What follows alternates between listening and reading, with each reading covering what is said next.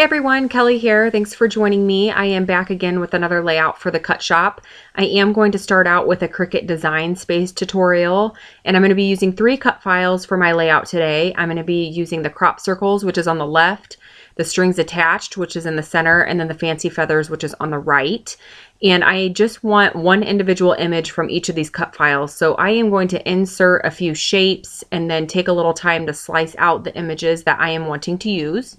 I do have process videos that show how to use the slice feature, but just for a refresher, what you're going to do is insert the shape, lay it on top of the cut file on the part of the image that you're wanting to slice out, select the shape and the cut file, and then hit the slice button, and that will remove that individual image from the entire cut file, so that way you only have to cut that one portion of the cut file. I'm going to repeat that same process for the other 2 cut files that are on the screen. My idea for my layout today was to create a dream catcher. So I am going to be using all of these cut files to make my own dream catcher, which I'll show you how I assemble it using the cut files as soon as I have these images sliced out. So just for ease of use, I am going to enlarge the 2 circular cut files just so it's easier for me to see how I am positioning them on the design screen. And my plan is to use the strings attached cut file and weld it with the cut file image from the crop circles cut file. So I'm just positioning them there, getting them lined up where I want them to be. Once I have them lined up and the size looks good and the spacing between the 2 images look good, I am going to select both of those cut files by holding down the Shift key. And then in the panel on the right, I just click on both of the cut files. That will group them together so I am able to weld them together. So now they are welded together. It is one image. And if you look at dream catchers, they always have, or at least the ones that I saw when I Googled them, they always have a circle cut out in the center. So it's always open in the center. So what I'm doing is I inserted a circle. I'm laying it in the center of that cut file. I'm going to select both of those images, so the cut file and the circle, just by dragging a box around those images. And then I'm going to hit the slice button, and that is going to cut a circle out of the center of that cut file image and make it look a little bit more like a dream catcher. I already knew the size that I wanted the dream catcher to be, so I'm going to go over to the Edit tab and enter that measurement. Once I have the dream catcher sized on the design screen to the size that I want to cut it, I can then size the feathers to fit accordingly to the dream catcher, so that way the feathers won't be too large or too small. So I'm just going to eyeball the size, whatever looks right, and then I am going to copy and paste the feather image a few different times. I do want to cut at least 3 or 4 of them. I think I end up cutting 4, but I only end up using 3.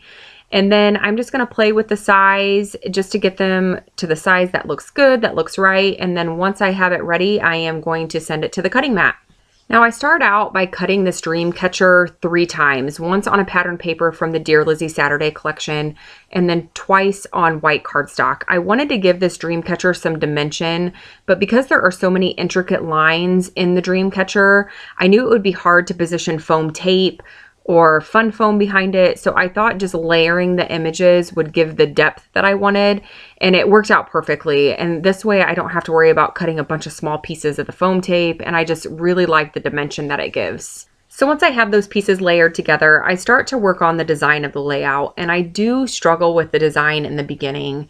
I really wanted this to look like a true dream catcher, so I did cut the feathers on a couple different papers. The first is a gold polka dot on vellum that is from a Retired Close to My Heart collection, and then the other is this really pretty salmon color paper. It is from the Maggie Holmes Gather collection, and I really work at this for a long time trying to figure out how to get it to work. I think my main issue with it was the layout was very top heavy.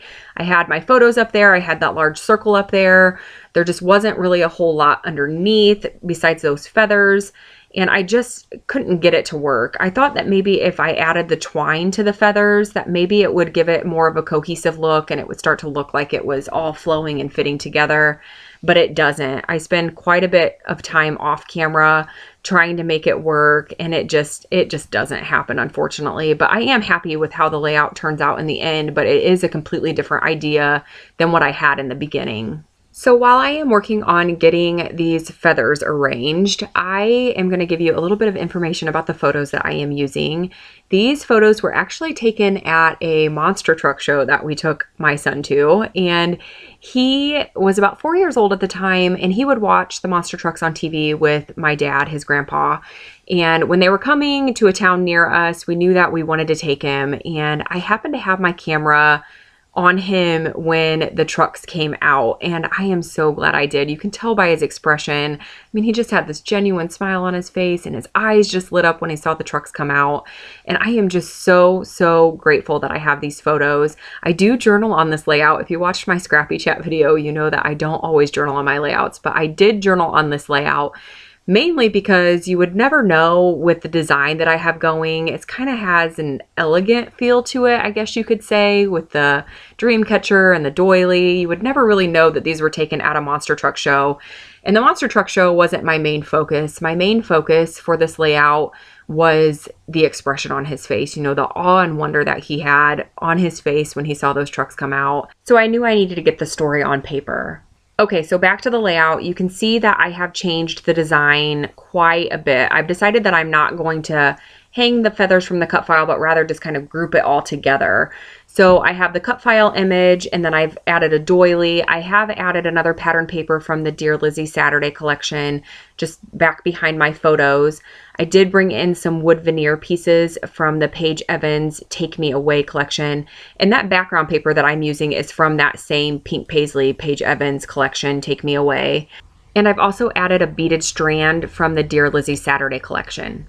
Now I've moved on to the title, and I am using some puffy alpha stickers from the Pink Fresh Studio Indigo Hills collection, and I have paired it with the word wonder from an Amy Tangerine collection. I'm not sure which collection that's from. I have quite a few of those just kind of tucked away in my stash, and I really liked the mix of the fonts and the mix of the color, and I just thought it went together really well. Now I am bringing in a little bit of washi tape. I felt like the left side of the layout needed a little bit more blue just to kind of balance it between the cut file image and then the blue alpha stickers.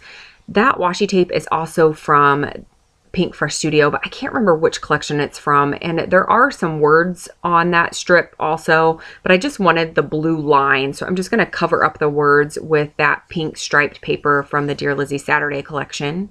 And I'm sure you've noticed, but I did add the journaling to the layout. I used my We Are Memory Keepers typecast typewriter, and that is my new obsession at the moment.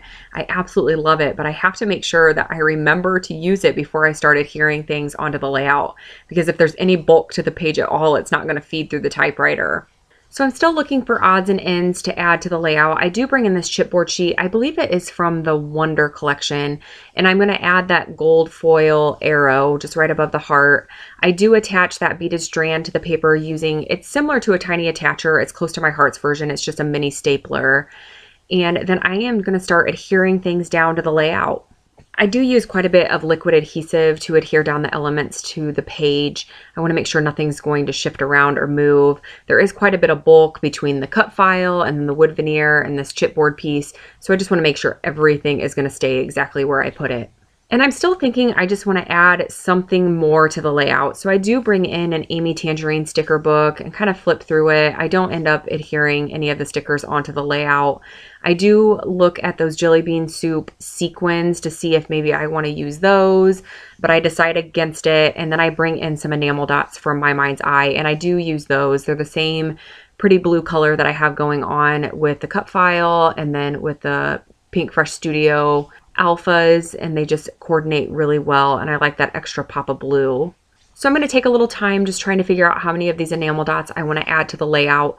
I do add a few things off camera. I do add a hand stitched circle around the outer edge of the cut file, and then I also add some machine stitching to the left of the photo, so just right along the edge of that pink striped paper, and I also add some gold splatters. I do decide to add the outer rim of that wood veneer heart just to fill in that side of the page a little bit more. And now I'm going to bring in the close-ups. You will be able to see the stitching on the close-up shots here. I had a lot of fun putting this layout together. If you have any questions about the cut files, I know I've had a request to show how to upload a cut file into Design Space, and I do have that coming. So if you've requested that, it is coming. So stay tuned for that. I will be back again very soon with another layout and another process video. So if you have any questions about anything, please be sure to leave a comment below. And as always, thank you so much for watching.